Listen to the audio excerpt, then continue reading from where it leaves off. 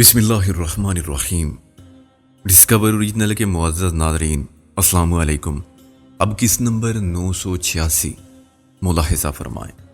Richard فکر مند نظر آنے لگا۔ ہاں، یہ پرابلم تو ہو سکتی ہے، خیر میں کچھ کرتا ہوں۔ الیزابتھ نے پوچھا، تم دلاور کو ساتھ لے کر کہاں جاؤ گے آخر؟ میں نے کہا، یہ مجھے فون کر کے معلوم کرنا پڑے گا۔ رچرڈ نے اٹھتے ہوئے کہا، میں بھی ایک فون کر کے آتا ہوں۔ الیزابتھ نے کونے کی طرف اشارہ کیا، تم یہ فون استعمال کر سکتی ہو۔ میں نے گھڑی دیکھی اور جیک عرف ہائی جیک کے پہلے ٹھکانے کا نمبر ملایا۔ گھنٹی مسلسل بجتی رہی، مگر مجھے اندازہ تھا کہ اس وقت جیک جہاں بھی ملا سوتا ہوا ملے گا اور اسے بیدار ہو کے فون اٹھانے میں کچھ دیر لگے گی۔ بلاخر ایک عورت نے ہیلو کہا اور میں نے اس کی آواز پہچان لی۔ آئی ایم سوری خاتون، میں نے آپ کی نیند خراب کی۔ اس نے اخلاقاً کہا، کوئی بات نہیں، دراصل میں نے سارا دن جیک کی تلاش میں گزار دیا۔ آپ سے بھی بات ہوئی تھی۔ ابھی بات کرنا چاہتے ہو جیک سے؟ کیا کوئی ایمرجنسی ہے؟ سخت ایمرجنسی ہے، اگر وہ سو رہا ہے تو اسے اٹھا دو پلیز۔ اچھا، میں دیکھتی ہوں کوشش کر کے، اگر اس کا نشہ اتر گیا ہوگا تو وہ جاگ جائے گا۔ میں انتظار کرتا رہا۔ چند منٹ بعد جیک نے پھاڑ کھانے والے انداز میں کہا، ہیلو، یہ کس کو ایمرجنسی ہے اس وقت؟ میں نے کہا، تمہارا وہ کانٹریکٹ جو آج شام کے لیے تھا، اسے منسوخ سمجھو۔ مجھے نہ کل فرصت ہے اور نہ اس کے بعد، لیکن اس وقت تم وہ رقم کما سکتے ہو، صبح تک ہمیں پیرس پہنچا دو۔ اس نے کہا، کیا تم پاگل ہو؟ ہاں، کیا تمہیں شک ہے؟ اور اس لیے میں تم کو 1000 پاؤنڈ اضافی پیش کر رہا ہوں۔ تم اندھیرے میں جہاز اڑا سکتے ہو نا؟ اندھیرے میں آنکھیں بند کر کے اڑا سکتا ہوں، مگر تمہارا چکر میری سمجھ میں نہیں آیا۔ مجھے مرنا منظور ہے، جیل جانا نہیں۔ مطمئن رہو، نہ تم مرو گے اور نہ جیل جاؤ گے۔ اس وقت تم کہاں سے بول رہے ہو؟ اس کا صحیح جواب تو ہے اپنے منہ سے، مگر تم شاید اس وقت مذاق کو انجوائے نہیں کرو گے۔ میں ایلزی پیلس سے بول رہا ہوں۔ اس نے خفگی سے کہا، اور کیا یہ مذاق نہیں ہے؟ نہیں، یہ ایک اتنی ہی ناقابل تردید حقیقت ہے جتنی تمہاری آج والی محبوبہ، جس نے تمہاری موجودگی کا اقرار کر کے بڑی اخلاقی جرت کا ثبوت دیا ہے، حالانکہ یہ موجودگی ہی سراسر غیر اخلاقی ہے۔ Please shut up. یہ ایلزی پیلس آخر ہے کہاں؟ لندن میں میرے باپ دادا پیدا ہوئے، مر کھپ گئے۔ میں بھی 40 سال گزار چکا ہوں، مجھے کیوں نہیں معلوم؟ میں نے کسی فلاسفر کی طرح فرمایا، بعض اوقات کسی کو معلوم نہیں ہوتا کہ بچہ بغل میں ہے، وہ شہر میں ڈھنڈورا پیٹتا رہتا ہے۔ میں سمجھا نہیں، مجھے امید بھی نہیں تھی کہ سمجھو گے۔ تم راستہ سمجھ لو، کس جگہ سے آؤ گے؟ اس نے مجھے اپنی جائے وقوع بتائی اور میں نے اسے ایلزی پیلس کا پتہ بتایا تو وہ شور کرنے لگا۔ اسے ایلزی پیلس کون گدھا کہتا ہے؟ میں نے کہا، سر رچرڈ گورڈن، جو محکمہ داخلہ کی بڑی توپ چیز ہے۔ الیزابتھ اس کی بیوی کا نام ہے، یہ اسی کے نام پر ہے۔ اب یہ بتاؤ کہ تم اپنی گاڑی خود چلاؤ گے؟ ہاں، مگر نہیں، مجھے ٹیکسی میں آنا ہے۔ ابھی آدھے گھنٹے تک مجھ پر نیند کا اور نشے کا اثر رہے گا، میں ڈرائیونگ نہیں کر سکتا۔ پھر جہاز کیسے اڑاؤ گے؟ پھر وہ ناراض ہو گیا۔ جہاز کے راستے میں کھمبے نہیں آتے، زیبرا کراسنگ اور ٹریفک سگنل نہیں ہوتے، ہوا میں غلط پارکنگ نہیں ہوتی جہازوں کی، سڑکوں پر ایسی ہی چیزوں سے حادثات ہوتے ہیں، اور جہاز اڑانے تک مجھے نشہ بھی نہیں رہے گا۔ نیند تو خیر اڑ گئی ہے ابھی سے، نشہ تم کسی طرح اتار نہیں سکتے؟ اس نے کہا، اتار سکتا ہوں، میرے پاس ایسی دوا بھی ہے جس سے ہر نشہ صرف 20 منٹ میں پوری طرح غائب ہو جاتا ہے۔ ویسے بھی میرا دماغ اس پیشے میں پوری طرح سیٹ ہو گیا ہے، کاک پٹ میں بیٹھتے ہی میری چھٹی اس تک مستعد ہو جاتی ہے۔ میں تقریباً 1 گھنٹے میں پہنچ جاؤں گا۔ میں نے کہا، ہم تمہیں تیار ملیں گے؟ ہم کون؟ وہ سب لوگ؟ ہاں، میں اور میرا دوست اور ہمارا مریض۔ تم جس ٹیکسی میں آؤ گے ہم اس کو آگے لے جائیں گے۔ آگے کہاں؟ پیرس؟ سر رچرڈ نے کمرے میں داخل ہو کے گھڑی دیکھی اور مسکرایا، تمہارا وہ مسئلہ تو حل ہو گیا۔ ایک ایمبولینس تقریباً آدھے گھنٹے میں چودھری دلاور کے ساتھ آنے والی ہے۔ مجھے خاصا لمبا چکر چلانا پڑا، میں پھر تمہارا شکریہ ادا کرتا ہوں۔ اللہ نے چاہا تو ہماری تقدیر کا چکر بھی بہت جلد ختم ہو جائے گا، ہم زندگی میں سیٹل ہو جائیں گے اور جب اپنے اپنے گھر آباد کر لیں گے تو پھر تمہیں مدعو کریں گے۔ اس نے کہا، ہم ضرور آئیں گے اور تمہارے مہمان ہوں گے۔ مجھے مدت سے آرزو تھی انڈیا پاکستان جانے کی۔ میرا ایک دادا لاہور میں تھا، وہاں سے ایک اخبار شائع ہوتا تھا، سول اینڈ ملٹری گزٹ۔ ہاں، مشہور مصنف ایڈیارڈ کپلنگ بھی اس کا ایڈیٹر رہا تھا۔ اس کی میں نے ایک ہی کتاب پڑھی ہے، ایک ناول ہے کڈنیپڈ۔ رائٹ، میرا وہ دادا اسی کے ساتھ تھا۔ ایک دادا سے تمہاری کیا مراد ہے؟ میں نے کہا، وہ میرا حقیقی دادا نہیں تھا، میرے اصل دادا کے 4 کزن تھے، فرسٹ کزن، ان میں سے وہ ایک تھا۔ اس کی ڈائری ہمارے پاس ہے، میرے والد نے مجھے دی تھی، اس نے لاہور کے بارے میں بہت دلچسپ باتیں لکھی ہیں۔ میں نے کہا، شاید اب تمہیں وہ سب نہ ملیں، جو 100 سال پہلے تھا۔ لاہور ایک جدید شہر ہے، اس کے کچھ حصے بالکل لندن جیسے ہیں۔ تو آئندہ مارچ میں آنا۔ دوسری بار کافی پیتے ہوئے ہم پھر پرانی باتوں میں کھو گئے، مگر اب ماحول پہلے کے مقابلے میں زیادہ بے تکلفی کا تھا۔ ہم نے ان واقعات کا ذکر کیا جو شرارت اور بدماشی کے زمرے میں آتے تھے۔ ہم دل کھول کر ہنسے۔ ایک واقعے پر میں جیمپا تو دوسرے پر گورڈن۔ پھر محسن نے الدبت کو ایک ایسی بات بتائی جو مجھے بھی معلوم نہیں تھی، اور اس نے ہنستے شرماتے محسن کو مصنوعی غصے کے ساتھ کہا بکو مت، مگر پھر خود ہی ایک انکشاف کیا کہ محسن بھی اس پر ڈورے ڈالنے والے ناکام عاشقوں میں شامل تھا۔ لیکن یہ اس سے پہلے کی بات ہے جب میں الدبت پر فریفتہ ہوا تھا۔ محسن نے جیم کر تسلیم کیا کہ اس نے تو اپنے پروگرام اور منصوبے کے مطابق اظہار عشق کا فریضہ ادا کیا تھا۔ میں نے خاصا رسک لیا ہے ایمبولینس کو یہاں بلا کے، اس سے میری پوزیشن پر حرف بھی آ سکتا ہے اگر کل کوئی مسئلہ پیدا ہو جائے۔ رچرڈ نے اچانک کہا تم کو ایسا کرنے کی کیا ضرورت تھی؟ ہم اسے ہاسپٹل سے اٹھا لیتے۔ میں نے کہا وہ تمہارے لیے ممکن نہ ہوتا۔ وہ بولا خیر کوئی بات نہیں، میں انکار کر دیتا تمہیں، وہ دوسری بات تھی۔ اب تمہاری آدھی ادھوری مدد کرنے کا بھی کوئی فائدہ نہیں، میں نمٹ لوں گا، بعد میں جو بھی ہوگا کوئی سیریس بات نہیں ہوگی۔ لیکن تم یہ بتاؤ کہ اس وقت پیرس کیسے جاؤ گے؟ میں نے اسے ہائی جیک کے بارے میں بتایا۔ یہ سب ہم نے اس پر چھوڑ دیا ہے، وہ ایسے دندوں میں نہ جانے کب سے پڑا ہوا ہے، اسے سارے چور دروازوں کا اور چوروں کا پتہ ہے۔ اور پیرس سے آگے؟ میں نے کہا ہائی جیک کی معرفت ایک چارٹرڈ فلائٹ سے ہم بینکاک پہنچ جائیں گے، ہانگ کانگ میں سنگاپور بھی جا سکتے ہیں اور وہاں سے کراچی۔ تم پورا جہاز چارٹر کرو گے؟ اس میں تو خاصی اخراجات ہوں گے، الدبت بولی۔ مجبوری ہے، میں کوئی رسک لے سکتا اس مرحلے پر، اگر وقت ہوتا تو ہم بائی روڈ جاتے، اس سے چوتھائی خرچ میں اپنی گاڑی بھی ساتھ لے جاتے جو پاکستان میں بھی کام آتی، ورنہ اسے بیچ کے ہم اخراجات پورے کر سکتے تھے۔ سفر بالکل فری ہوتا اور تفریح الگ ہوتی، مگر دلاور کے پاس زندگی کی مہلت بہت کم رہ گئی ہے۔ معاملہ برین ٹیومر کا ہے، نہ جانے کس وقت وہ اچانک کولیپس کر جائے یا کوما میں چلا جائے۔ جب تک اس کا دماغ کام کر رہا ہے اسے بھی بہت کچھ کرنا ہے اور ہمیں بھی اسے بہت کام لینے ہیں۔ I wish you a safe journey. Thanks dear cockroach. سب سے زیادہ اہم تمہاری نیک خواہشات تھیں جن کی مجھے بالکل توقع نہ تھی، میں نے کہا۔ اس نے میرے شانے پر ہاتھ مارا۔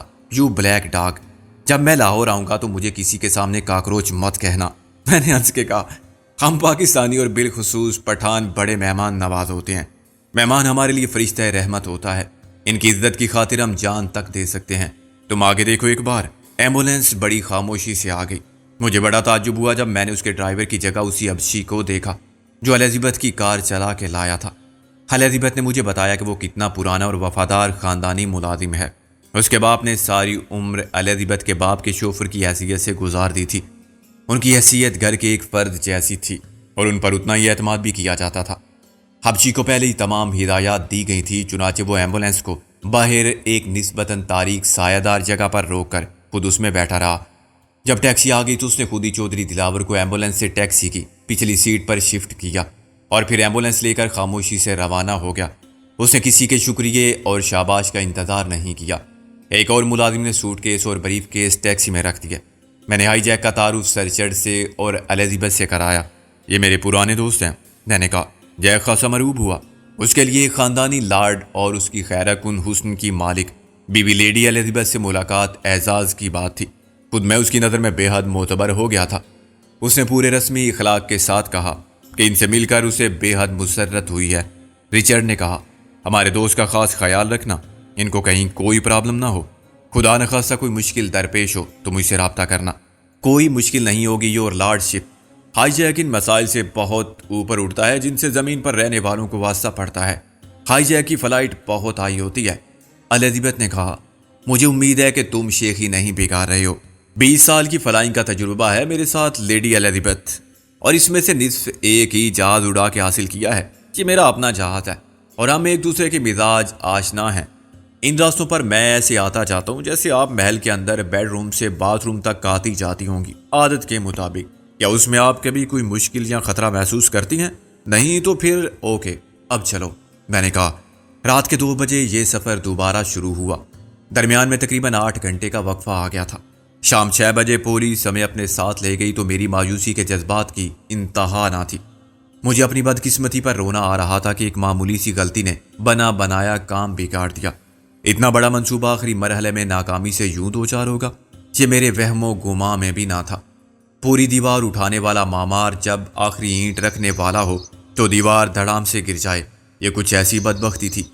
مجھے لگتا تھا کہ اب کچھ باقی نہیں رہا، سب ختم ہو گیا۔ پولیس کی تحویل میں جانے کے بعد سب سامنے آ جائے گا، یہ کہ ہم کون ہیں، ہماری اصل کیا ہے، اور ہم کس کس جرم میں کہاں کہاں ملوث اور مطلوب ہیں۔ خدا کو کچھ ثابت کرنے کی کیا ضرورت؟ یہ تو ہم جیسے خدا کو بھول جانے والوں کے لیے قدرت کے دستے غیب کا معمولی سا جھٹکا ہوتا ہے۔ میں یہ بھی بھولا ہوا تھا کہ جیسے میری زندگی اور موت پر کسی کا اختیار نہیں، ایسے ہی میں کسی کی موت کے وقت اور مقام یا سبب کا تعین نہیں کر سکتا۔ میں تو چاہتا تھا کہ دنیاوی نظام انصاف کے ذریعے چودھری دلاور کو تختہ دار پر پہنچا کے موت سے ہمکنار کروں، مگر میرے زوموں اور عزائم کو شکست ہوئی تو میں نے جانا کہ میرا فیصلہ بھی شاید نمرود کی خدائی کے دعوے کی طرح تکبر کا گناہ تھا جو مجھ سے لا علمی میں سرزد ہوا۔ کیا یہ میری بندگی کا سجدہ ندامت اور اپنے گناہ پر خجالت کا انعام تھا کہ اس نے اپنے عفو و رحمت سے پھر وہ بندوبست کر دیا جو میری تدبیر کے حسن انتظام سے کہیں زیادہ مکمل اور محفوظ تھا؟ میری ناکامی دوبارہ کامیابی میں بدل گئی۔ دشمن نے دوست بن کے مدد کی تھی، انہی ہاتھوں نے میرے راستے کی سب رکاوٹیں دور کی تھی جو رکاوٹیں کھڑی کرنے کے ذمہ دار تھے۔ یہ سب کیا تھا؟ اسے میں اپنی کوشش سے کیسے منسوب کر سکتا تھا؟ اسے صرف دست غیب سے ظہور میں آنے والا کرشمہ یا معجزہ ہی سمجھا جا سکتا تھا۔ میں، محسن اور چودھری دلاور ٹیکسی کی پچھلی سیٹ پر تھے۔ دلاور ابھی تک سویا ہوا تھا، جو تعجب کی بات تھی۔ نیند کے انجیکشن کا اثر اتنی دیر میں بھی ختم نہیں ہوا تھا۔ میں نے اس کو ہلا جلا کے دیکھا اور پھر اس کی نبض دیکھی، بظاہر سب ٹھیک تھا۔ محسن بولا، زندہ ہے ابھی؟ میں نے سر ہلایا۔ پھر کیا بے ہوش ہے؟ بے ہوشی اور نیند میں کیا فرق ہوتا ہے؟ مفصل بیان کیجیے اور مثالوں سے واضح کیجیے۔ میں نے کہا، یہ اب تک کیوں سو رہا ہے؟ انجیکشن تو اسے 6 بجے سے بھی پہلے دیا گیا تھا، اور اگر یہ بے ہوش نہیں ہے تو پھر اسے جاگ جانا چاہیے۔ ہلانے جلانے سے بے ہوش آدمی کے ریلیکسز کام نہیں کرتے۔ محسن نے کہا، ریلیکسز ابھی چیک کر لیتے ہیں۔ بھائی ڈرائیور صاحب، ماچس ہوگی آپ کے پاس؟ میں نے کہا، ولایتی ڈرائیور ہے، ولایت کی زبان سمجھے گا۔ ماچس جیک کے پاس تھی۔ محسن نے ایک دیا سلائی جلا کے بجھائی اور فوراً دلاور کی گردن پر لگا دی۔ دلاور کرا کے بری طرح چونکا اور اس کا ہاتھ خود بخود گردن کی طرف بڑھا۔ یہ سو رہا ہے، محسن نے اعلان کیا۔ ممکن ہے ہاسپٹل میں کسی نے اس کو پھر انجیکشن دے دیا ہو۔ میں نے ہائی جیک کو ماچس واپس کر دی۔ یہ تم کس طرف سے جا رہے ہو؟ تمہارے خیال میں مجھے کدھر جانا چاہیے؟ میں نے کہا، ادھر کون سا ایئر فیلڈ ہے؟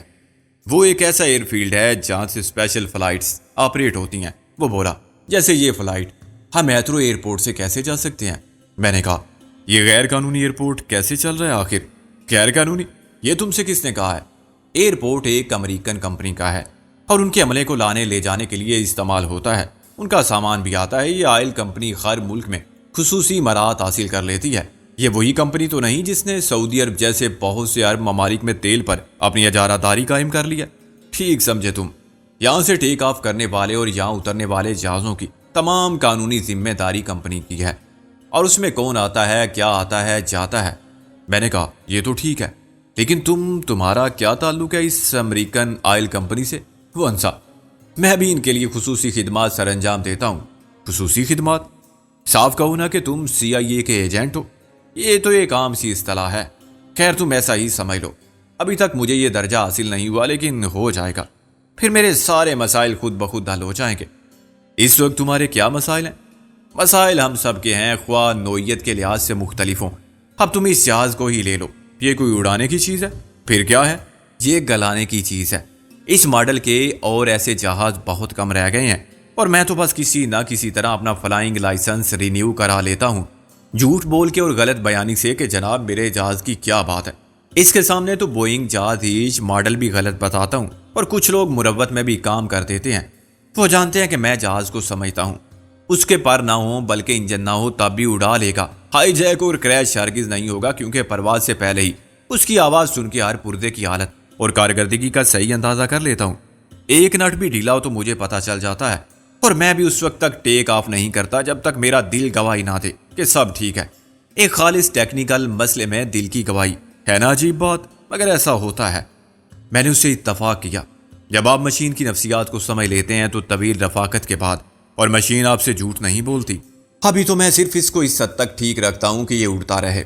اسے خوبصورت اور آرام دہ بنانا اور ڈیکوریٹ کرنا یہ سب بیکار ہے۔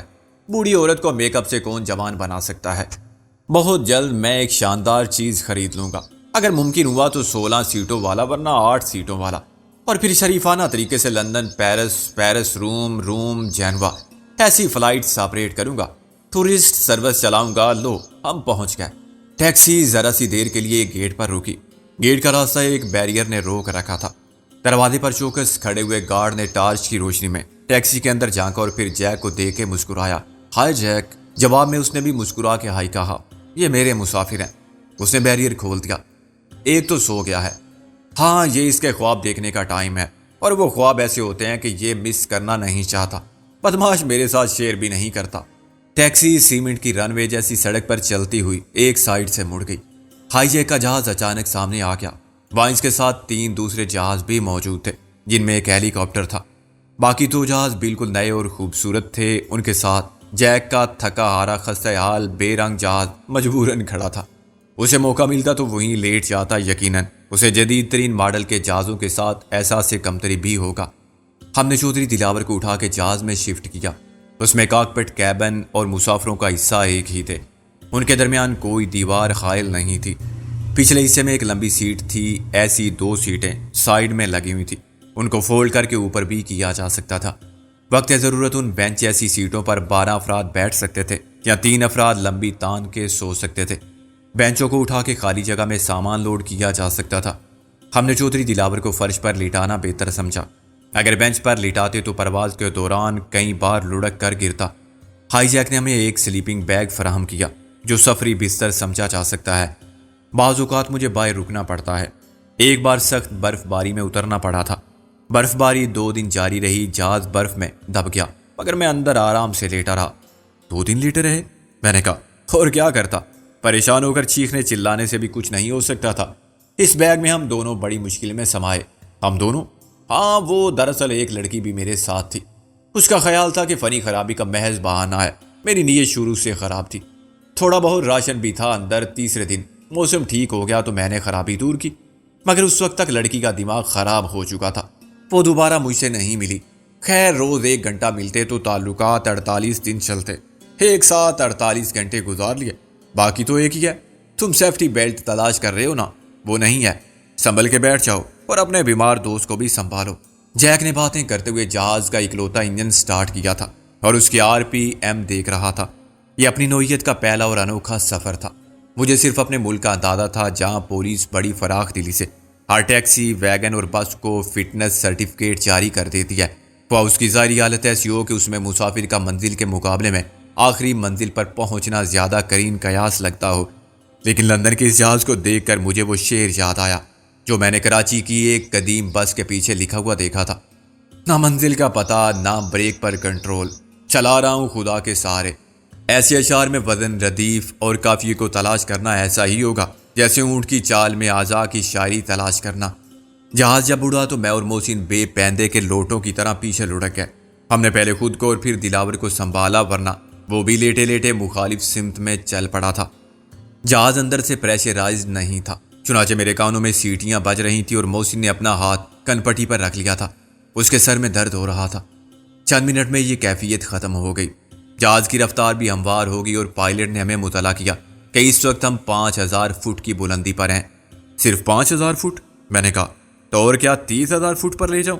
یہ بوئنگ نہیں ہے، وہ بولا، اور اس جہاز کے لیے اتنی بلندی بھی بہت ہے۔ اتنی عمر تمہاری ہوتی تو تم 5 فٹ پر بھی نہیں اڑ سکتے تھے۔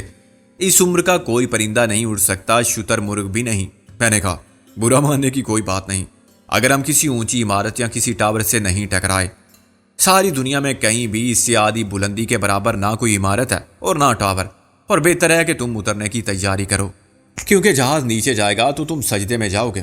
میں نے کہا اتنی جلدی؟ کیا تم شارٹ کٹ سے آئے ہو؟ جہاز ٹیکسی کی طرح لمبے راستوں پر گھوم پھر کے نہیں جاتے کرایہ بڑھانے کے لیے۔ وہ پھر خفا ہو گیا۔ ہوائی جہاز کا راستہ کوے کی پرواز جیسا ہوتا ہے، یعنی کرو فلائی۔ میں اس اصطلاح سے اتفاق نہیں کرتا، اسے گولی کا راستہ کہنا چاہیے۔ اگر لندن سے پیرس کی سمت فائر کیا جائے تو جیسے گولی جاتی ہے۔ میں نے کہا بس اس کی رفتار کچھ زیادہ ہوتی ہے۔ اس جہاز کے لیے کوے کی چال والی مثال ٹھیک ہے۔ یہ ہنس نہیں ہے، اس بات کو سمجھنے کی کوشش مت کرنا، مجھے فرصت بھی نہیں ہے۔ دیکھو نیچے پیرس ہے۔ محسن بولا یہ پیرس ہے؟ کمال ہے، میں تو لندن سمجھ رہا تھا۔ دونوں میں فرق ہی کتنا ہے، جتنا 2 آنکھوں کے درمیان ہوتا ہے۔ بیچ میں ناک ہوتی ہے، ان کے بیچ میں انگلش چینل ہے۔ خدا کا شکر ہے فرانسیسی جھگڑا نہیں کرتے اور اسے فرانس چینل نہیں کہتے. اس جہاز پر آخری فلائٹ ہوگی تو میں پیراشوٹ سے نیچے کود جاؤں گا انگلش چینل میں. جہاز سیدھا نکل جائے گا. میں نے کہا تمہاری اس بے وفائی سے جہاز کو کتنا صدمہ ہوگا. محسن نے کہا کیا پتا وہ بھی تمہارے پیچھے انگلش چینل میں ڈوب مرے. پیرس میں تم کہاں جاؤ گے؟ محسن بولا اپنی بیویوں کے پاس، غریب نواز ہاسٹل میں. لیکن تم یہ کیوں پوچھ رہے ہو؟ کیا تم ہمارے ساتھ نہیں رہو گے؟ میں تم کو ڈراپ کر کے واپس اٹھ جاؤں گا. اور ہمارے لیے اسپیشل فلائٹ کون چارٹر کرے گا؟ تم نے کہا تھا کہ تم خصوصی ڈسکاؤنٹ پر اچھا جہاز دلا دو گے. یہ کام اس وقت نہیں ہوگا. 10-11 بجے کسی سے رابطہ ہو سکتا ہے، اس سے پہلے مشکل ہے. کیوں مشکل ہے؟ آج اتوار ہے، لوگ سورج کے ساتھ باہر نہیں نکلتے، ابھی سو رہے ہوں گے. وہ بولا تمہارے پاس فون نمبر تو ہوں گے ایسے ہوا بازوں کے اور کمپنیوں کے؟ ان کے آفس بند ہوں گے مگر ان سے فون پر بات ہو سکتی ہے. اس نے کہا اوکے میں کوشش کرتا ہوں. ویسے یہ ہے بڑی بد اخلاقی سنیچر کی رات کو مختصر کرنا. ہنگامی صورتحال میں یہ اخلاقی جرم قابل معافی ہونا چاہیے. جہاز نے ایک دم غوطہ مارا اور ہائی جیک نے کہا ہم اس مرتبہ سامنے لڑک گئے تھے اور واقعی سجدے میں چلے گئے تھے. دلاور اس مرتبہ آگے کھسکا اور اس کے پاؤں ایک سیٹ کو سہارا دینے والے سٹینڈ سے ٹکرائے، مگر سلیپنگ بیگ میں ہونے کی وجہ سے وہ محفوظ رہا. ہم کاکپٹ کی دیوار سے ٹیک لگا کے اور مخالف سمت میں منہ کر کے بیٹھ گئے اور دلاور کو دائیں بائیں لڑکنے سے محفوظ رکھنے کے لیے اس کے دونوں جانب ٹانگیں پھیلا دیں. 10 منٹ بعد جہاز اتر گیا. لندن کے ایئرفیلڈ کے مقابلے میں پیرس کا رن وے زیادہ خوبصورت اور روشن تھا، لیکن یہاں کوئی جہاز موجود نہیں تھا. کنٹرول ٹاور سے بھی یہی کہا گیا تھا کہ جہاں جی چاہے اتر جاؤ. ہینگر جیسی عمارت کا ایک حصہ روشن تھا. ہینگر کے اوپر بڑی بڑی سرچ لائٹس تھی جن سے رن وے پر دن جیسا اجالا تھا. یہ رن وے ایک طویل 4 دیواری کے اندر تھا. اس دیوار پر بھی سوڈیم اور مرکری لائٹ سے چراغاں ہو رہا تھا. میلی ڈانگری میں ملبوس ایک گنجا اور گول مٹول شخص جہاز کے رکتے ہی نمودار ہوا اور اس نے ہاتھ ہلا ہلا کے فرنچ میں چلانا شروع کیا. یہ کیا مذاق ہے؟ یہ ایئرفیلڈ ہے یا تمہارے باپ کے گھر کی چھت؟ جہاں چاہا جہاز اتار لیا. کل تم میرے سر پر لینڈ کرو گے؟ جے گنس پڑا. لینڈ تو کر سکتا ہوں مگر جہاز آگے نکل جائے گا سیدھا. اتنی چکنی سطح پر بریک نہیں لگتے. ویسے مجھے ایئر ٹریفک کنٹرولر نے کہا تھا کہ جہاں چاہو اتر جاؤ. یہ میری شرافت ہے کہ میں نے جہاز اس کے ٹاور پر نہیں اتارا. کم آن فرینڈز اترو تاکہ جہاز کو صحیح جگہ میں چھوڑ آؤں. میں نے اور محسن نے مل کے چودھری دلاور کو اتارا. گنجے شخص کے وجود میں ایک مضطرب اور بے چین روح تھی. وہ پھر شور کرنے لگا یہ کیا جیک تم لاش لے کر آئے ہو یہاں؟ جیک نے کہا ہاں، اس نے وصیت کی تھی کہ مجھے ایئر فیلڈ پر دفن کرنا. اب گنجا مجھ سے مخاطب ہوا کون ہو تم لوگ اور یہ کیا چکر ہے؟ محسن نے کہا تم کیسے خاموش رہنا پسند کرو گے، پیسے لے کر یا جامپڑ کھا کے؟ اس نے سوچ کر کہا کتنے پیسے دو گے؟ ہم جامپڑ دے سکتے ہیں، پیسے کے لیے ہائی جیک سے رجوع کرو. محسن نے کہا ہائی جیک 5 منٹ میں آ گیا. اس نے گنجے کو خاموشی اختیار کرنے کا معاوضہ ادا کیا. اس کا حصہ 100 پاؤنڈ مقرر تھا. اس نے کسی پرانے معاہدے کے مطابق اسے مزید 1000 پاؤنڈ دیے کہ یہ باقی لوگوں کو دے دینا. اس کے بعد گنجا مسکرانے لگا اور اس نے ہمیں لفٹ بھی دی. اس کے پاس سٹرون کار تھی جو اتنی ہلکی تھی کہ اسے 4 آدمی اٹھا کے رکھ سکتے تھے. میں اور محسن حیران تھے کہ یہ کیسا نظام ہے، کوئی روک ٹوک کرنے والا نہیں ہے. دراصل پرائیویٹ ایئر فیلڈ یا ہیلی پیڈ پر حکومت کی ذمہ داری صرف لائسنس جاری کرنے کی حد تک رہتی ہے. لائسنس انہی کو ملتا ہے جو ایئر فیلڈ چلانے کا تجربہ اور ضروری اسٹاف رکھتے ہوں. اب وہاں سے کون آتا ہے کون جاتا ہے، کیا لوڈ ہوتا ہے کیا ان لوڈ، یہ خود لائسنس لینے والوں کی ذمہ داری. کوئی کام خلاف قانون ہوگا تو کب تک؟ جس دن معلوم ہوگا اس دن لائسنس منسوخ. ایئر فیلڈ سے باہر آنے کے بعد بھی ہمیں ٹیکسی کے لیے انتظار کرنا پڑا. ہائی جیک کے کہنے پر گنجے نے فون کر کے ٹیکسی طلب کی تھی. دلاور اب کراہنے لگا تھا اور مجھے اس کی طرف سے تشویش لاحق تھی. ٹیکسی ڈرائیور نے ہمارا سامان ڈیکی میں رکھا اور پھر پوچھا کہ ہمیں کہاں جانا ہے. اسے غریب نواز ہاسٹل کا پتہ سمجھانا خاصا دشوار کام ثابت ہوا.